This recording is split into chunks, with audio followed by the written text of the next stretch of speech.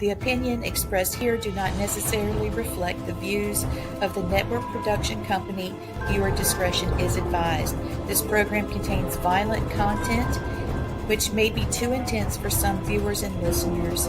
Listener discretion is advised.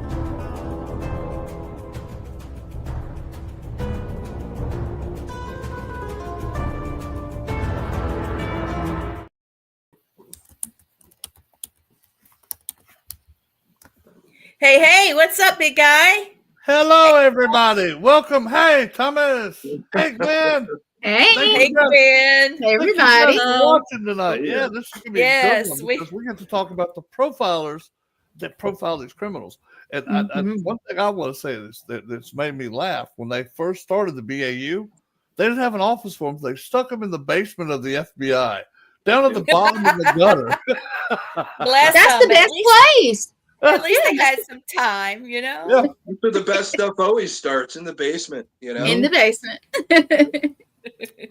Well, it was funny because... Hey, Sean. Mwah! Well, what was our funny buddy is they didn't have any telephones or anything down there, so they had to run lines from the floor above and ran them on the ground down in there till they got them. I was like, what kind of rickety-tackety shit is the FBI doing? You know? Oh, they were just happy to have something, man. I know. They didn't get fired. I guess they didn't put them in the coat closet. I guess that's a little bit better, but hey. Yeah. But now they've got a whole floor of the building, so yeah, they're pretty good now. So yeah. You know, I was watching. Was it Criminal Minds? Isn't that what it is? No, Mindhunter. Yeah, Mindhunter. I love that. That's it. And seeing those people, they got all their stuff in their little box, and they're going down to the basement. You know, that had to be the scariest ride ever, only because it felt like they were being demoted, and their jobs were swinging by a thread. But the whole time they were right. Well, it's funny though. At least the X-Files, which was real, had a office for them. Yeah. That's because it was after the fact, you know. But probably, yeah. Yeah, you know, if you really want to get into it, criminal profiling is a tool that they use to try and solve these crimes. And the first, you know, there's other times it's been mentioned. Like first time it was mentioned in print was Edgar Allan Poe in the, you know, Murders in the Rue Morgue and all that. And there was an inspector in there that profiled if somebody was a witch or not in that book, which was crazy because, you know, a few years after that, Thomas Bond, medical doctor for the police, did probably the first official profile to try and find Jack the Ripper. So in that's how it starts little by little. You know, those seeds were planted many, many years ago, but people didn't put a lot of into the psychology of it because you can't prove how people think. And that's why scientifically the FBI kind of stayed away from it for so many years. Well, that and the fact, Thomas, that they thought that the serial killers or the murderers would not talk to them because they were law enforcement. Yeah. God, whatever wrong with Ed Kemper, wasn't there? Yeah. Oh, Ed liked to talk. Tell you that, dude. And he enjoyed it. He was like, I think he enjoyed that as much as he did killing. I really do. Well, I think because of his intelligence, he liked to manipulate. Yes. But I think in the meantime, he didn't realize who he was trying to manipulate. So yeah, exactly. It's that us against him or them against us, and that type of thing. So they knew exactly what was going on. I think the two best ones that they had were Ed Kemper and Ted Bundy because their profiles that they were giving the FBI were so almost dead accurate. It wasn't even funny. Now, Gary Ridgway, the guy that profiled him, was all wrong. Said he was a loner, that he had homosexual tendencies, and he had this and this, and none of it was true. And then when Bundy came back, goes, he revisits the bodies, or he keeps trophies, which he did, and he was like dead balls accurate on his profile, and so was Kemper on some other serial killers. Oh, you know that old saying, "Takes one to know one," right? Yeah, Thank you. It is, and that piece of history is so important and so mind-blowing that Thomas Harris used it for the basis of, Silence of the Lambs. Yes. And Hannibal Lecter kind of being Ted Bundy and Gary Ridgway kind of being Buffalo Bill in a way. But they used other serial killers and mixed it all in. But that's like the main story, because you have all that, Ed Gein, the skin suit and stuff like that. But I mean, to be totally accurate, it's crazy when you do find these criminals and see how accurate you are. Even going back before, there was history in New York. They had the Mad Bomber. This guy was mad, of course. That's the name. And he was blowing stuff up. And the profiler said, okay, it's going to be a guy that's mad at this certain job he had. Mm-hmm. He came to the point where he says, when they capture him, he's going to be dressed in this 3-piece suit. And he was. Yes. In the 3-piece I suit. actually have this. Accurate. Wow. I've got it. George McKenzie was the Mad Bomber. Yeah. Let me show you what that guy looks like, because I actually have that at the end of this. Yep. Okay, where is he? Where is he? Okay, check this. Is it him? Wait a minute. We talked about it. You got the Mad Bomber on there. Oh, yeah, there he is. That's the Mad Bomber. That face is, Yeah. George Metsky. Okay. Yeah. And he terrorized people, planting 33 bombs, injured 15 people. They had no leads. The police turned to the psychiatrist, James Brussel, who assembled what he called a portrait of the criminal. So this is early days of the VA, right? Okay. Yeah. So Brussel gleaned information from the bombers' multiple letters threatening the destruction of the Consolidated Edison. Besides Medetsky, is that how you say it? Yeah, Metesky. He had a grudge against the company, and the psychiatrist also said that the bomber was a middle-aged man suffering from paranoia. He was educated but foreign-born due to several odd phrases in his writing. And he said that he was a Slav, likely Catholic. And he said it reminded him more of a mentalism trick than profiling. And he said that he would be impeccably neat, courteous, and that he would be wearing a buttoned double-breasted suit when he was caught. When they caught him, he was wearing pajamas. However, when he went to court, whatever, after they got him, and he was in a suit, and he had no idea that they had profiled him as such. Yeah. Well, the thing with this guy is a lot of people freaky. Well, he had that problem with his old job, but a lot of people don't know when you get older and you go through things and you start settling in, everybody has those changes, but people think of schizophrenia as being something that happens and it happens in your 20s. But people got to know there's late onset schizophrenia, which some of these older people run into, and it gets misinterpreted as them going through maybe having Alzheimer's or something like that. It's different things. And that's where we make that mistake with certain people. And you got to discern that, especially when it comes to profiling. Let me show you another one that I found for you. And I'm sure you know it, but okay, this guy's, I can't see it. David Meerhofer. Meerhofer. Yeah, he was a Vietnam vet. And his profile said that he would basically be intimidated, and a woman could break him down. Okay. And I thought he was a nice looking man.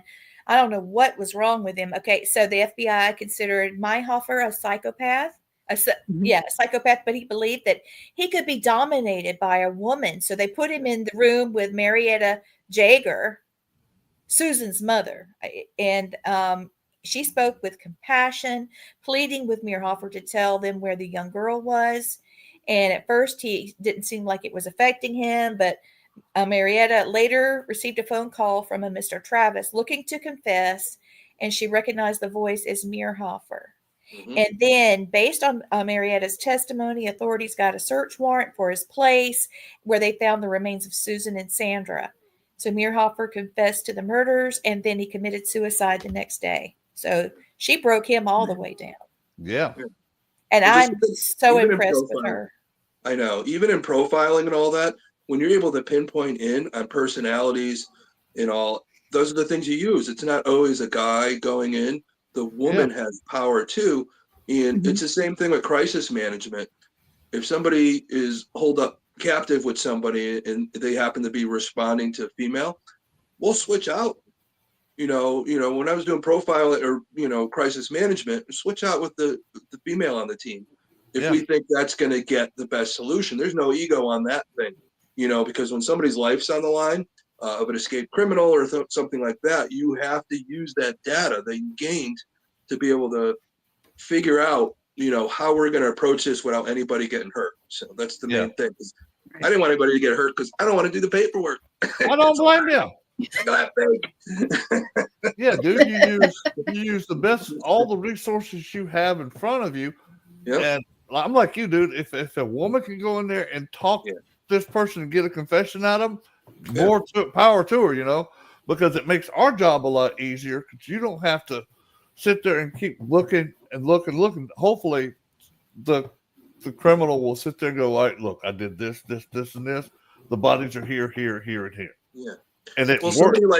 Somebody like Ed Gein.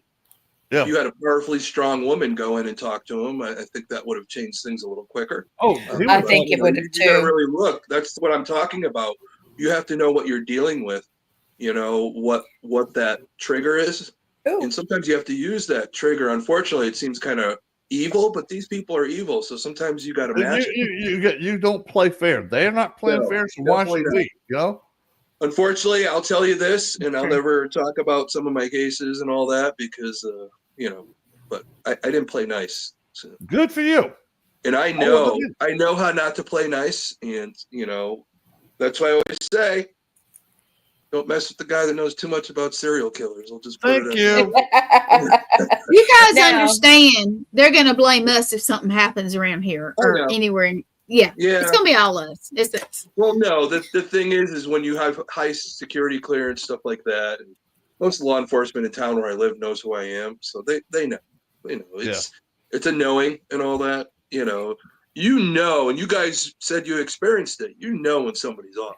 Oh, hey, Gwen. When they're doing what they're doing. Yeah. Do we have any questions? Not so far. That would be cool. It'd be cool if people watch. We have one. Something popped up. Yeah. Okay. It just popped up. I was checking to make sure everything's going right.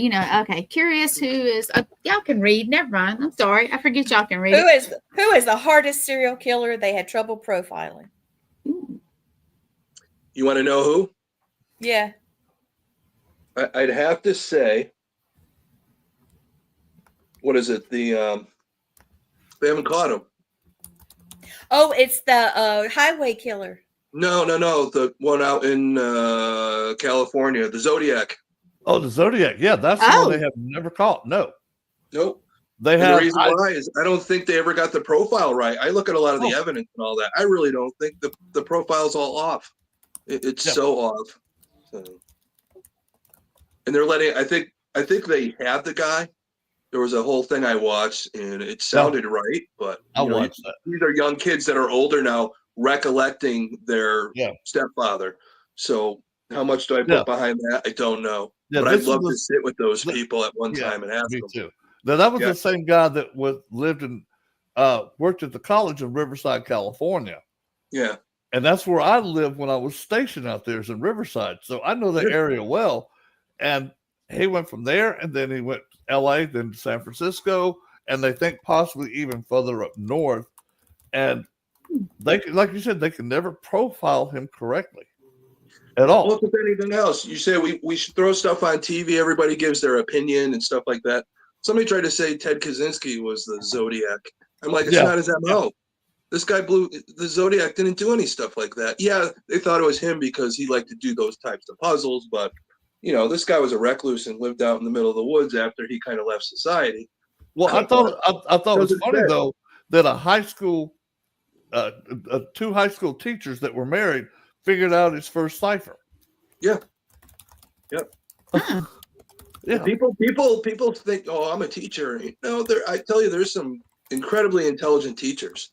Yeah, there are. It's one of those jobs that you can move a student to be better and become president of the United States, or that type of influence makes you a great teacher. You should be happy to be. I know it doesn't pay a lot, But I think just like the paranormal, if I could help somebody sleep after 2 years or help the spirit move, it's the same thing as a teacher. If I could help that student learn to read and they learn to read. There was a thing I watched the other day on, there was a video and this teacher was reading this letter. She just had life-saving surgery and she had this problem kid in her classes and she stuck with him.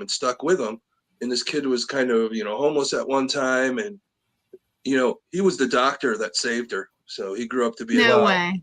Yeah, and that's because of pretty her bad. influence and his memory, he gave her the surgery for free because of how much he felt that she helped him find his purpose. So people out there, don't think that, you don't have purpose, That's right. Even us, when we talk about, this type of serial killer stuff, it's a purpose to let you know what's going on and educate you, just like any teachers would do to how to avoid and what the signs are and those things to keep you safe.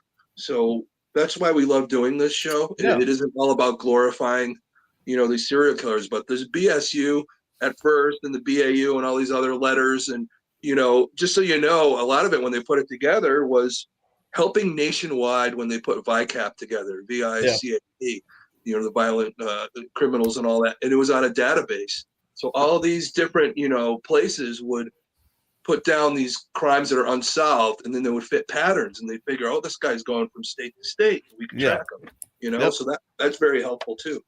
Yep, and it basically eliminated some of the jurisdictions now because you've got a central location. You go look, okay, well, this guy committed stuff here on the East Coast. Then the same kind of stuff happened in Middle America and on the West Coast. So like you said, this dude's traveling or this chick's traveling, and that gives them a better idea that they are not just like, what was it? The freeway killer. He was doing different counties and different cities, and they had no resources to talk back and forth with each other. And finally, one of them called another jurisdiction and goes, hey, I just saw y'all had a crime similar to what we're having. Then they started talking to each other, which before then they didn't. So that helped a lot. They got the interjurisdiction stuff working. But it is. VICAP's so important because if you look at it, especially when it's town to town, whatever, a lot of these people have these, solo type of jobs. A truck driver drives an 18-wheeler to the point where all these murders are happening in a certain states. You could look at businesses and how they send their trucks and figure out that, okay, I can narrow it down to these certain truckers drive this route around this time. So and those are the things you can look at as a profiler. Yeah, and now they can GPS that truck every movement it makes, and now they can tell how long a person's been driving for that day because they're only allowed to drive like 11 hours. If they go over that, it alerts. But like you said, dude, you can see that pattern. Okay, well, this guy does this milk run from here to here to here to here to here. That's what you call it when you got a dedicated route. It's a milk run. Yeah. Even though you probably never carried milk the whole time, but they call it a milk run. Yes, of course. Well, they had the other killer that, I think when they were trying to profile it later on, because of course they didn't do it at the time, the Basilica axe murder. Yeah. They figured that this guy was going from town to town doing this because there was other similar axe murder crimes in the area, that he was jumping out of train and going from town to town. So he's jumping out of train doing his thing. So there's a lot of theory behind that. That's another one that hasn't been captured. Let me tell you this, okay? When I investigated the Velisca Axe house, yeah, I got the murderer to actually talk to me, and this is what he told me: that the preacher in that town had paid him $500 to kill that family because he wanted that property to build another church on because it was a tax-free thing. He was a drifter, and he did ride the rails, but when he went to collect his money from the preacher had him killed. So he never left town again. And he ended up back, his spirit ended up back in the axe house up in the attic. And that's where he still resides to this day. Well, that makes sense. He's probably waiting for the priest to build his church there and get his revenge. There's still consciousness. There's still that, that unfinished business. Yeah. Yep, he actually when I got him to come through, that's the supernatural side of serial killers. Yeah, baby, and he would be considered a serial killer because he killed 4 or 5 people in that house. Well, That's no, the it would thing. have to be time in between. That's more of mass murder, unless they think he murdered other people in other Dude, and states, I and that would would. make him. If there was two other families at different times, then yeah, that would make him a I serial. think he actually did. I think that, like you said, he rode the rails, and he uses it as an opportunity. Yeah. To come around, and and that's probably how he made his living too, killing people and taking what they owned, You know, it's an assassin. Assassin, These people get paid. They're still serial killers because part of the way serial killers are listed, hedonistic, things like that, but pay. They still have the psychosis to just go kill somebody for money. Yeah, there's still got to be something wrong with you. And I talked about it before. Harrelson. They thought that he might have been the guy in the grassy knoll and all this other stuff. And the crazy part about that was he was a hitman for the mob, and he also happened to be Woody Harrelson's dad, so the actor. Wow. So, I did not know that. That's awful. It's crazy. And then Woody goes in a movie and plays natural born killers, and it's like, what it's arm up it's your crazy. father. Yeah. So, I always thought there were two shooters anyway. So. And Harrelson and all right are brothers. McConaughey, yeah, they're brothers. Matthew McConaughey. Oh, really? Didn't think so. It was a different moms. Really? It's gotta be same guy, different moms. Yep. Isn't that crazy? Somebody keeps saying that. I was like, I haven't seen anything about that, but that's pretty cool. Yeah. Well, I saw a video where they were together and they acknowledged it. They didn't get to grow up together, but they figured it all out. Okay, so let me post this guy. Okay. All right, you see him? Yep. Mm-hmm. All right. He was such a horrible serial killer. Okay. His name is James de Barrelbin. Barrelbin. The Bartlebin, is it? Yeah. So we're going to call him James. Like the old days, the bard that writes and stuff. So yeah. Well, that guy. And he was convicted of multiple crimes. He was sentenced to 375 years in prison. He was indicted, not convicted of 2 murders, but he was also suspected of several others. And yet, the circumstantial evidence suggests that these might only be a fraction of what this man actually did. Mm-hmm. But FBI profiler Roy Hazelwood said that he was the best documented sexual sadist since Marquis de Sade. And I thought that was incredible. This guy made such an impact on the BAU. He's sort of a pinnacle. They searched based on the evidence they were able to obtain from the profile that was created. They were able to get a search warrant, which led to a storage unit. And they found 2 foot lockers with handcuffs, chains, shoelaces, bloody panties, hundreds of sexually explicit photos, which whatever, but the audio tapes where he had recorded the sessions. Now that's awful. And also Hazelwood, who now he ended up developing sexual crimes profiles, said that this guy was the pinnacle. Okay. He said that he helped create this, Hazelwood helped create the 6 categories of serial rapists, and that this man, James, was the most dangerous kind. He's the anger rapist with a sexual sadist, and with it who want to punish women. Well, so a lot of he was the pinnacle of it.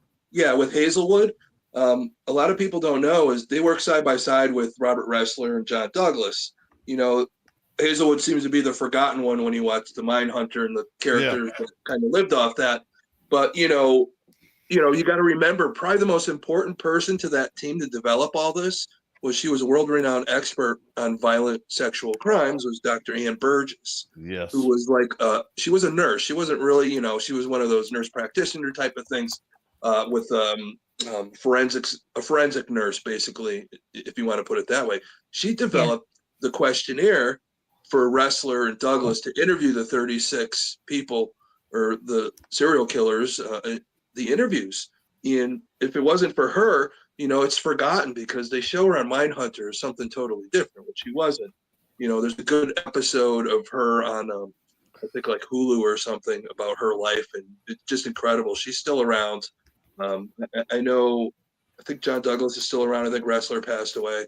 But you got other people like Robert Keppel, who was instrumental in Ted Bundy and interviewing Ted Bundy and get him to help, find Gary Ridgway. Yep. These are all these different people. And a lot of people don't know is Patrick Mullaney and Howard Tetton really started, this unit, but it was based off of violent crimes first. Yeah. The psychology of violent crimes. And then when Wrestler and Douglas and Dr. Burgess got in and started interviewing, they developed this bigger thing. And then VICAP comes in, whereas the net is even further. When they find out all these different patterns they come up with, to get closer to that fingerprint I talk about with finding these people. It's just every year that goes by, something new comes up. Unfortunately, they keep changing the names, BSU, BAU, whatever other digits, whatever they have with the FBI. Yeah. But it's all the same thing. Well, if We're she's trying that to great, figure out the mind of a serial killer, murderer, sexual rapist. yeah. Figure out how to catch them before they do stuff. Yeah. Okay, here she is. There's our girl you're talking about, Dr. Burgess. She was one that was featured in A Killer by Design, Murders and then Mind Hunters, and My Quest to Decipher the Criminal Mind. Yep. She is probably one of the most intelligent people I've ever studied. I think if it wasn't for her, we wouldn't be talking about this episode today. Yeah. I'll give you that. And I'm a firm believer in that. This woman is incredible. Yeah, she is. And, I think it's funny that, well, Wrestler and Douglas pretty much bowed to her. They knew that without her, they wouldn't be able to figure out a lot of this stuff. She was instrumental in finding most of these people. So she was instrumental in putting Ted Bundy away too. So, yep. But nobody talks about it because at the time in the 70s and all that, unfortunately, they put women in the background.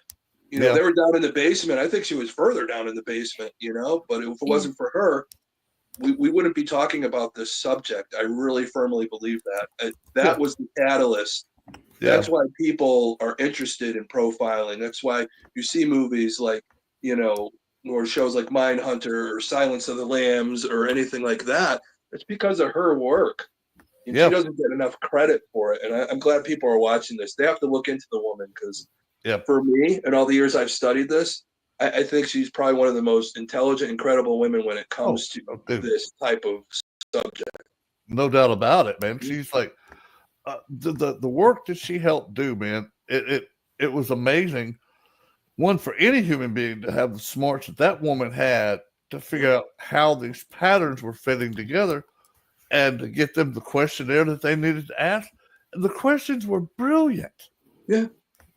Some of them were a little sterile compared to what they were dealing with, but how would she know? But she at some point she did question some of the serial killers because of the mommy issue with some of them and all that. She would come in and take control, like we talked about. That's how you're going to get information.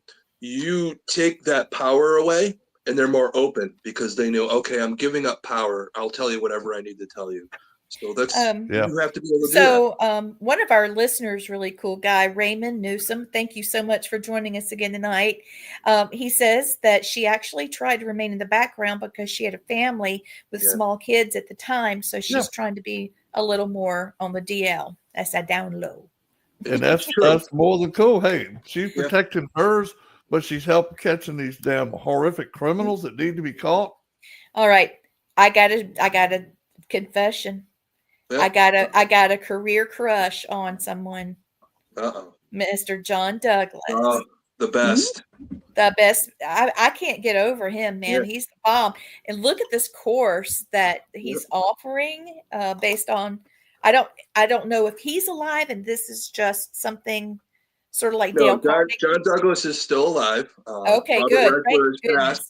Ian Burgess is still alive too. So the three of them, 2 out of the 3 are still around. So I think I might do this. Meet your instructor, becoming a mind hunter, learning Yep. from a killer. And it talks about Ed Kemper, avoiding cults and manipulators, Yep. spotting a liar, John Wayne Gacy, understanding motives, Son of Sam, predicting criminal behavior, understanding the perp and victim, identifying vulnerabilities, developing intuition. It goes all the way down to life-saving lessons. I think I'm gonna, really, because Lee, I'm loving this guy. So how much is his course? Because I'd love to do that. I'm Yeah. I'm I'm feeling Just it. for Let's see. my psychology side that's what I do. I did psychology just for that mindset. Yeah, to see I why they know. do what they Well, do. I've been through courses like that for when I was down in Florida. So You Yeah. did. just do what I do. Probably, I would love to learn from him. No A little doubt. That'd be different. cool. They got the Tampa FBI that would come in. Florida Central University is a big university. The training to go through the state and all that has that forensic psychology and those types of things to learn this type of stuff. But again, like I tell you, profiling, it's great. It's a tool. And again, Blaine, you have the psychology background. And of course, all of us really do. And I think Yeah. it would be a good course for you guys to take, especially us doing this show and all that. It's just going to make the show Lee, do you better see how much it and is? help more people. I'm clicking. I'm I'm looking too. I'm sorry, Okay, guys. how I didn't. much? Because you have to pick how much time you want to learn. 30 minutes, an hour to 2 hours. And all of that. I'm just clicking. I'm I have looking to say, too. it's It says each probably, lesson is 15 minutes, and you do this at your own pace. wow. Lord, I've turned into an advertisement, but it's through a company called Master Class. Yes. Yeah. Well, it Okay. was a TV show, a master class, where you could learn Yeah. how to act from somebody like Tom Hanks or something like that. And he would teach you, stuff. So these are the top people in their Oh, industry, Lord. and they're able to, but I think it's pretty expensive from what I Yeah, Bill remember. Clinton, George Bush, all of these, people that are teaching through Masterclass. Mhm. So I'll have to go. Yeah, it is pretty Well, if you want to expensive. learn, just pick up the book Mindhunter. It was written by John Oh, Douglas and a ghostwriter that Yeah. helped him. So yeah. Yeah. starting at $10 a month, billed annually for all classes and sessions. Wow, that's not bad. $1,200. No, that's just to be a member of the Oh, masterclass. Here's They probably all. they send you the classes privately before they put them online. Probably. I don't okay. know. I'll just go Gwen, back. I'll just Gwen, go just back and get keep Mindhunter clicking. back then. I'm clicking. Well, if you Mindhunter. want, there was an update to the Mindhunter book I bought because I read it years ago. Yeah, And I have too. he I know wrote there's like the beginning of the book. There was a whole bunch of chapters about what occurred after he finished writing Mindhunter and what's happened up to this point. So there's like a lot of extra chapters. So of course I read those chapters of all the new stuff and all that. But yeah, it's incredible stuff, and and it's mind blowing for me, just the criminal mind and Yeah. how you think it works, and you think you got it, and then you don't. It's the same thing with the paranormal. You think, oh, that's it. No, it's not. It's 100% right or wrong about it. It's so hard. Everything's a pattern, but nobody knows exactly. Do you think it would be nice to offer right now play a quick video Yeah. of a former FBI agent explaining criminal profiling? And Cool. okay, let me do hopefully this present, share screen thing will work. Because sometimes it does, and sometimes Does not work for me half the time, but good. I know it. I know it. Producer problems. I call them gremlins. Yeah. Yeah, exactly. All right, can you see it? People often Perfect. ask nature There or you go. nature that creates a serial killer. You can see it? Yep. Yes. I hear it. And here. Well, it's actually both and more. I like to say that genetics loads the gun, personality and psychology aim it, and your experiences pull the trigger. Your genetics give you the potentiality to be a killer, but your personality and psychology are the filter through which you experience, and they can shade how you come away from any event in your life.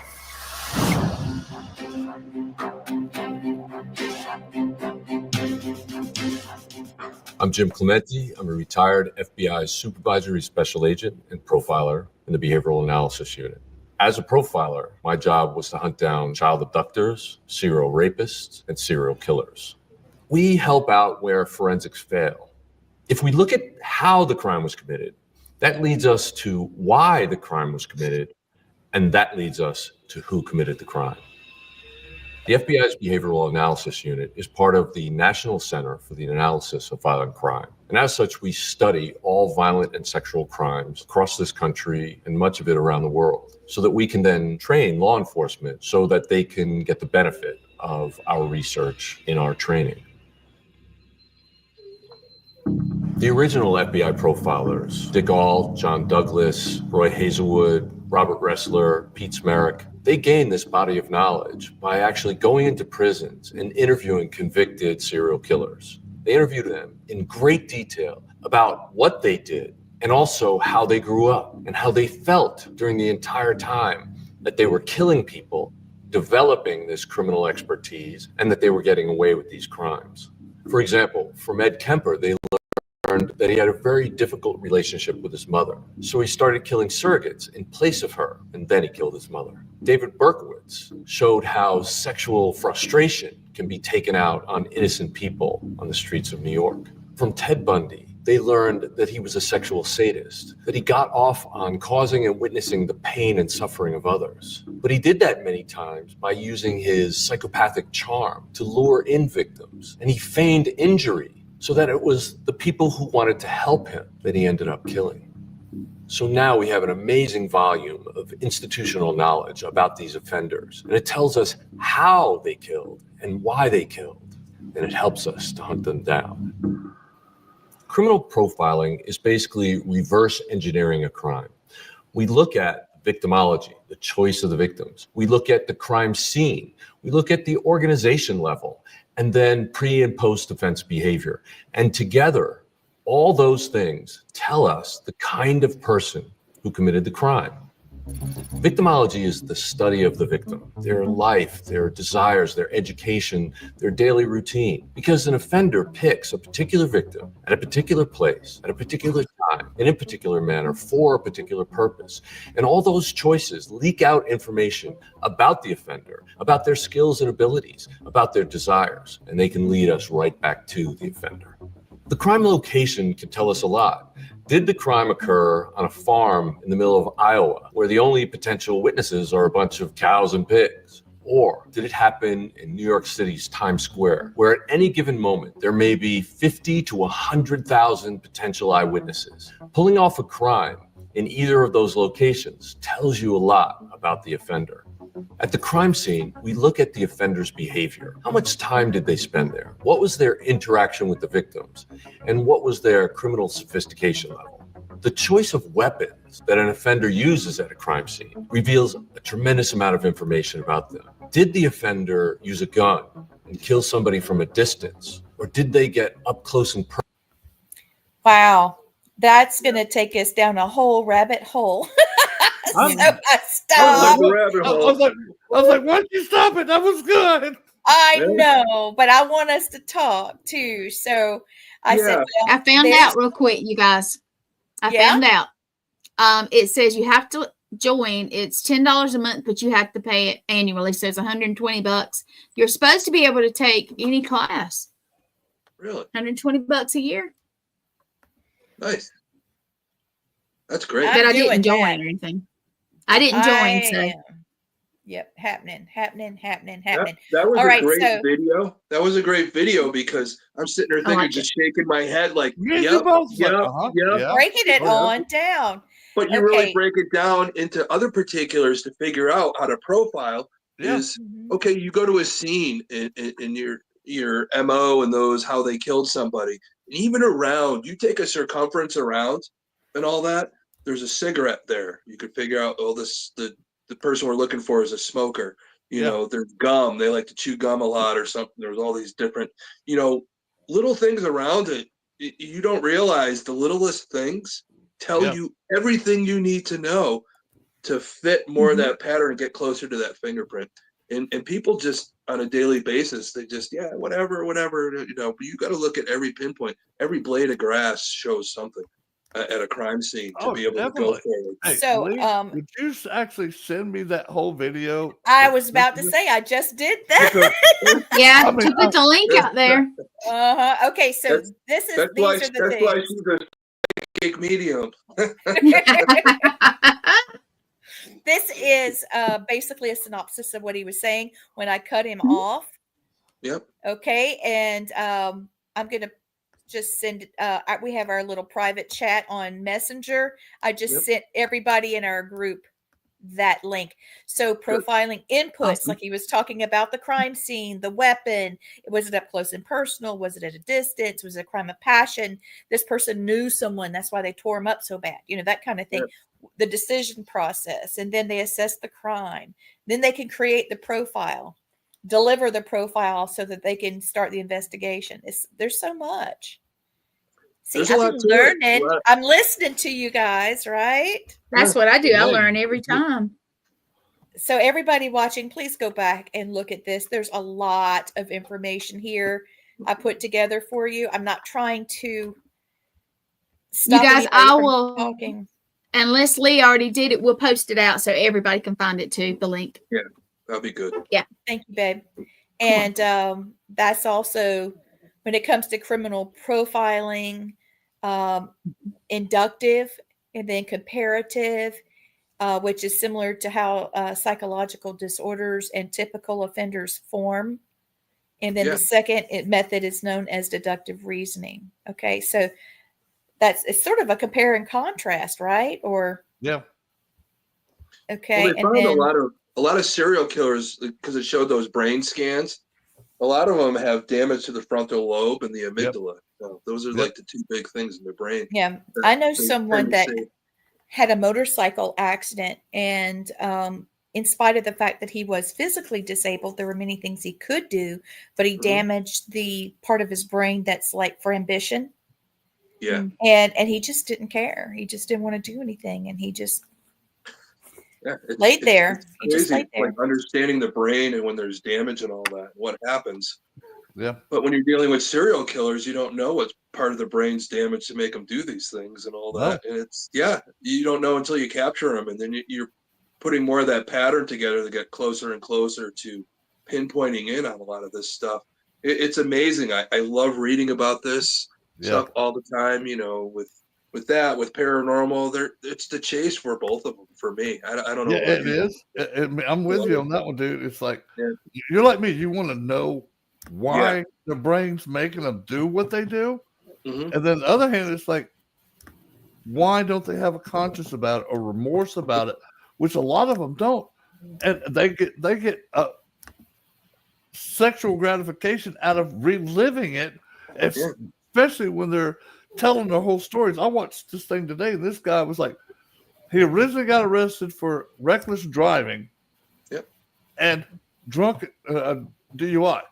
As soon as he sits down in the chair, he starts talking about why I killed this woman in a white van. I thought she was my girlfriend. He saw her at a laundromat, went up to her and asked if she wanted to live with him. And of course, she said no, she never knew who he was. So what does he do? He kidnaps her, puts her in her white Chester molester van, and takes off and kills her. But he was there for DUI and a reckless driving, which would have been, a couple $100. So most of them get caught. Bundy, parking ticket. Yeah. Well, I love it. The fat cop that actually caught him, that made me laugh. He been to a few donut shops. Some of us fat guys can run pretty fast. When I was in high school, I was a lot thinner then, but I was listed as an All-American in track and field. So even though I'm like probably about 80 pounds more than I was in high school, I could still move. So, well, dude, I'm 240 right now, almost 247. Dude, I can still fly. Yeah. And I'm almost 60 years old. I can't run far, but I can run fast when I have to. Yeah, I can't run far either. And usually that means if you see me run, it means I ran out of bullets anyway. So Well, let me just say this. If you see me running, you better take off because something is chasing me. I Exactly. don't run. I Exactly. don't. You ran out of bullets. That's why you're running. That's it. You'll Yeah. never see me run out of a paranormal situation. But if No. I am, it's probably not paranormal. It's probably some living things in there we didn't know about. Yeah. Oh. Oh, like a snake. Yeah. Yeah, that would do it. I'm not a big fan Or a I'm not a big homeless- fan of snakes. A but- homeless person that you walk up on, Yeah, and Or now some you're in. crackhead. They think you're in Exactly. their living room in their head, Yeah. and they're gonna Mhm. jump up and And sometimes fight you look at that somebody that's squatting and all, you look at, okay, are they a ghost or are they real? You have to Yeah. discern that. By that time you're hesitating, and then you're like, oh shit. Isn't No. that the truth? That is so Yeah. the truth, because you'll Yeah. see No. something and it's like, No, wait a minute. I'll know if Yeah. it's a ghost right off, and if it's a Yeah, dude, yeah. the next I time don't. he's Well, I'm gonna talking hear- about most people in general. Not everybody Yeah. in the world. There's 3 shamans here, Yeah.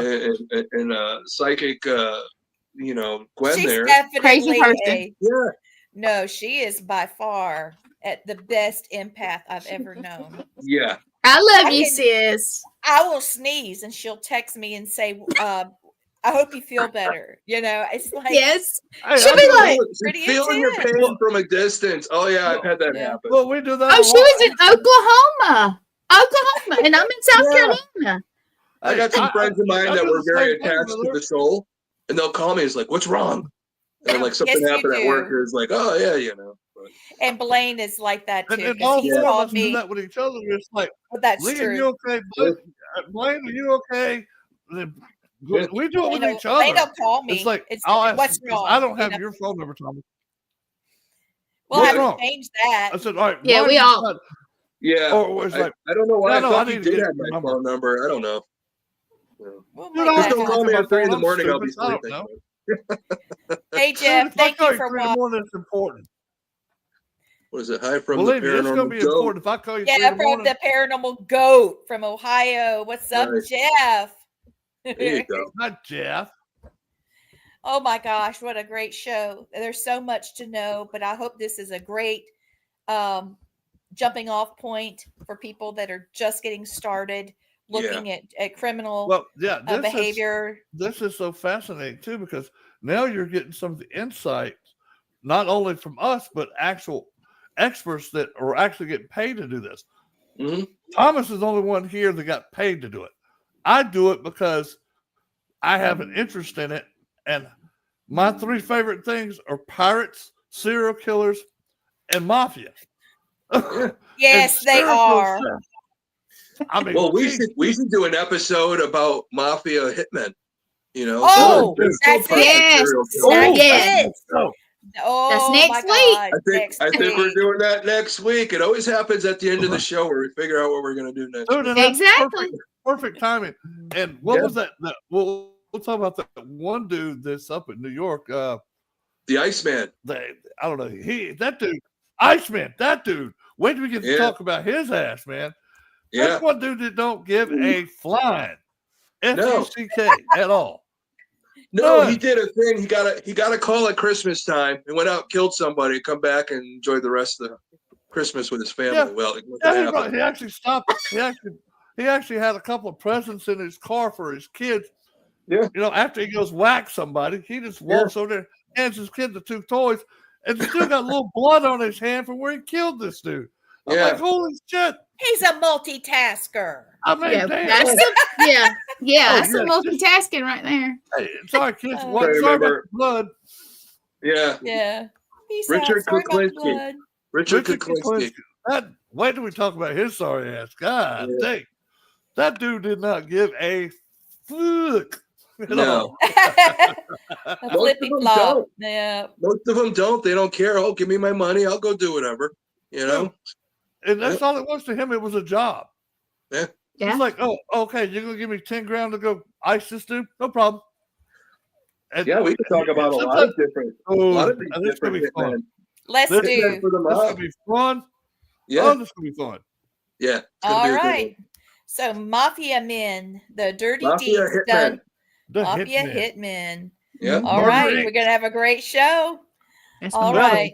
We ought to Thank call you this show everybody Murder for Inc. watching. And I hope that you're learning something that'll apply to your life. And help us all deal with all the crazies around us in the world, because it takes a lot to understand those kind of folks when you're not one yourself. Yep. Thank you for Hopefully, watching. hopefully we helped Thank you. you. Hopefully we help you understand it too. So Yep. Yes. We'll go into Murder Inc. next week. Y'all will love that. Yes. All right. Take us out, Gwen. Thank you, everybody. Good night, everybody. Deuces.